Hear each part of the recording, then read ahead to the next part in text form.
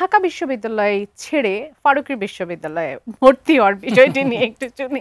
না এটা কিভাবে বলি, এটা তো মানে প্রথা বিরোধী কথা হয়ে যায় কিনা যে এটা আমার যেটা মানে প্রতিটা মানুষেরই না একটা ডেস্টিনেশন থাকে, একটা গোল থাকে যে আমি এই জায়গায় পৌঁছাবো, এবং সেটা হয় খুব সম্ভবত যে এসএসসি ইন্টারমিডিয়েট ওই সময়টাই হয় গোল সেট করাটা আর কি। একদম। তো আমার একটু স্ত্রীপাকা মানুষ, তো আমার না সামহাও একটু আগে হয়ে গেছিল ঠিক আছে। তো আমার মনে হয় ক্লাস 6-7 এর সময় আমার মনে হয় এটা হয়ে গেছিল, যার কারণে আমি তখনই গোল সেট করে ফেললাম যে আমি এই লাইনেই কাজ করব। পার্টিকুলারলি কোন জায়গাটায় করবো এটা আমি জানি না, কিন্তু এইটাই করব। যেটা যে গল্পটা শুরুতে করছিলাম যে ক্লাস 8-এ পরীক্ষা দেওয়ার পরে ওই ফাঁসের গিট্টু মনে হয় আমাকে এক ধরনের বুস্ট আপ করেছিল, এক ধরনের অনুপ্রেরণা দিয়েছিল। তো এরপরে যেটা একাডেমিক পড়াশোনা তো এটা করতে হয়, পরিবারের চাপ আছে, এটা স্টুডেন্ট হিসেবেও খারাপ ছিলাম না, স্কুলে ফার্স্ট হয়েছিলাম কিন্তু বেশি পড়তাম না। যে অভ্যাস যেটা ছিল যে আমার ক্লাস 7-8 থেকেই আমি ধীরে ধীরে আমরা যেটাকে বলি আউট বই পড়া, এইটা আমি শুরু করলাম। যে তখন আমার এক ধরনের হুমায়ুন আহমেদের সাথে আমার এক ধরনের কানেকশন তৈরি হলো আর কি, তার বইয়ের সঙ্গে। তো উনি তো তখন এত বইটুই হয় নাই, কিন্তু যখনই যেটা পেতাম গ্রামে যতটুকু সুযোগ ছিল, যেহেতু আমি বললাম যে আমাদের এলাকাটাই ছিল একটু কালচারাল, আমাদের গ্রামের দিদিরা ছিল, দাদারা ছিল, ওরা তো ওদের কাছ থেকে বই নিয়ে পড়াশোনাটা শুরু হলো। এই পড়াশোনাটাই হয়তো বা আমাকে মূল পড়াশোনা থেকে আলাদা করার জন্য যথেষ্ট ভূমিকা রেখেছিল। আচ্ছা, এই পড়াশোনাটাই, কারণ এইটাতে আমি এত মজা পেয়ে গেলাম যে তখন যে আমার একাডেমিক যে পার্টিকুলার যে পড়াশোনাটা, এইটা আমার এক ধরনের বিরক্ত লাগা শুরু হলো।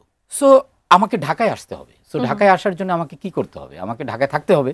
তো আমার এলাকায় যেহেতু মানে যেটা হয় আর কি, যে পড়াশোনা জানা অনেক মানুষ ছিল, বুয়েটে পড়া, অন্যান্য যে ইউনিভার্সিটিগুলোতে পড়ার লোকজন ছিল, তো মানে ওই চ্যালেঞ্জগুলোও ছিল যে ওটা করতে হবে। তো আমার আবার যেটা হলো তখন স্টারের সিস্টেম ছিল, আমি স্কুলে স্টার পাইনি, সবাই ধরে রেখেছিল ফার্স্ট স্টার পাবে, ও পাইনি।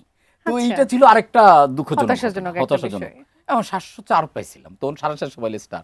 আমি এটা মিলাইতেই পারি না যে এত কম নাম্বার কিভাবে পেলাম, মানে অঙ্কতে পাইছিলাম 42, তো কমবেই তো নাম্বার, মানে অঙ্কে খুবই কাঁচা আর কি, হিসাবে খুবই কাঁচা। যাই হোক, তারপরে ওই ইন্টারমিডিয়েট পাস করার পরে জীবনের একমাত্র টার্গেট নিলাম, আমি কোথাও ভর্তি হই নাই, কোথাও পরীক্ষা দিই নাই, কিছুই করি নাই, আমি জাস্ট টার্গেট হলো এইটা যে ঢাকা ইউনিভার্সিটি ভর্তি হব।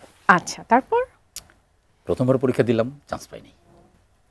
আই গট ফ্রাস্ট্রেটেড যে এটা আসলে হবে না। পরের বার কি আবার চেষ্টা করলেন?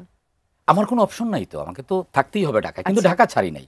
মেসে টেসে বন্ধুদের এখানে 2 মাস 3 মাস থাকলাম, ওইখানে আর কুলাচ্ছি না, তখন আরেক বন্ধুর এখানে 15 দিন থেকে আবার নতুন কোনো মেসে 15 দিন তো ফাও থাকতে পারলাম। এইরকম ফ্রডগিরি করে টুরে লাইফে নানা সময় করে শেষের দিকে এসে হলে আমার যারা ক্লাসমেট ছিল ওই ইয়ারের, তাদের সাথে আমি হলে থাকা শুরু করলাম বহিরাগত হিসাবে, বড় ভাইদের সাথে।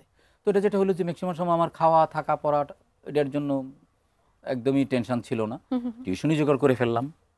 টিউশনি করা হয়েছে? হ্যাঁ, টিউশনি মানে দীর্ঘদিন টিউশনি, এবং টিউশনি আমি ক্লাস 9 থেকে টিউশনি করতাম।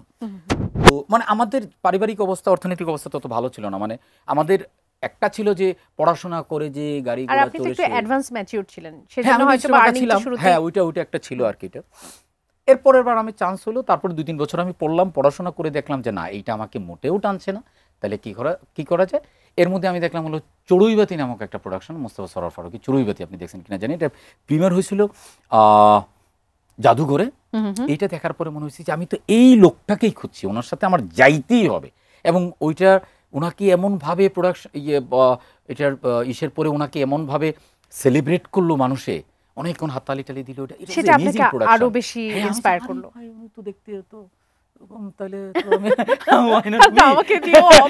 হবে এইরকম একটা বিষয় মনে হলো। আর মার্জুক রাসেলের ফ্যান আগে থেকেই আমি ছিলাম, ওই চারুকলা এগুলো দেখা হইতো, ইউনিভার্সিটি স্টুডেন্ট থাকা অবস্থায় একটা সুবিধা, এখন স্টুডেন্ট হলে যে কেউ একটু গুরুত্ব দিত, এই আর কি। ওনার পিছে লাগতে লাগতে 2002 সালের 5ই মে ওনার সাথে আমার প্রথম কাজের অভিজ্ঞতা শুরু হলো। That was the journey, and right now me.